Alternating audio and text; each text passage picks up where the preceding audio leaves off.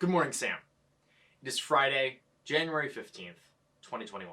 In your video yesterday, you talked about childhood, about us being the last generation to live without this distracting world that's constantly trying to grab your attention and move you on to the next thing. And this made me think a lot about my own experience growing up, specifically in terms of writing. Starting when I was like 9 or 10, I started writing this fantasy novel that was sort of an amalgamation of Star Wars and Lord of the Rings and Harry Potter and whatever else I happened to be absorbed in at the time. And then a couple of months later, I go back and I read it over, and at the age of 10, you're maturing so quickly that even after a few months, you read it and you go, oh, this could be much better.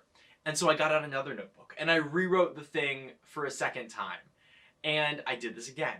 And I did it again, and I did it again, and I think right now I've rewritten this book 7 or 8 times. Even today, somewhere in my back burner, I'm hoping to write that 9th draft that'll finally be something that makes sense. But I look back upon that process as a process that was slow, it was deliberate. Every single word of every single one of those editions was handwritten. I have stacks and stacks of notebooks, character charts, ideas. I remember sitting with a tiny little notebook and just writing down names. And that's not to say that everyone should be writing fantasy epics during their middle school years, but I too share your concern for the quick attention span that our culture has today. And more than anything, I've noticed it in myself, even in the last 9 months, where suddenly I don't have the attention span to sit through a full movie, where I would much rather just click through YouTube clips. Even though at the end of that experience, I still feel less satisfied with what I've seen. Where I have so much time, but the effort it seems to take to pick up a book feels insurmountable. And even when I do pick up that book, I'm quickly becoming bored again.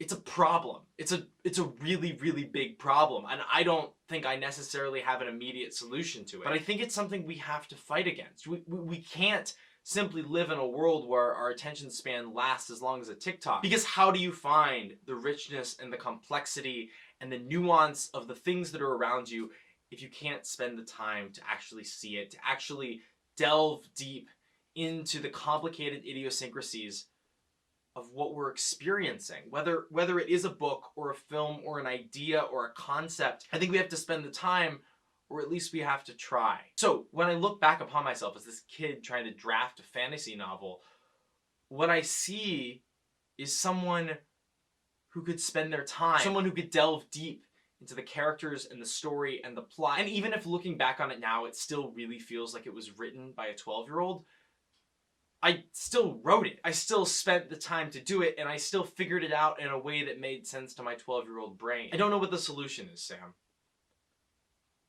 I don't know how to have a longer attention span. Is it like weightlifting? Should I spend longer and longer times focusing until suddenly I can bench 2 hours of intense concentration? But it seems to me that when we look at a world that's so divided, so fragmented, so torn apart, and we look at the minuscule attention span that we all have, I don't think those two lack connection. If we don't have the time to sit and listen and understand what other people are saying, if we don't have the space or the energy or the capacity for long-form conversation, how do we find compromise and understanding with each other?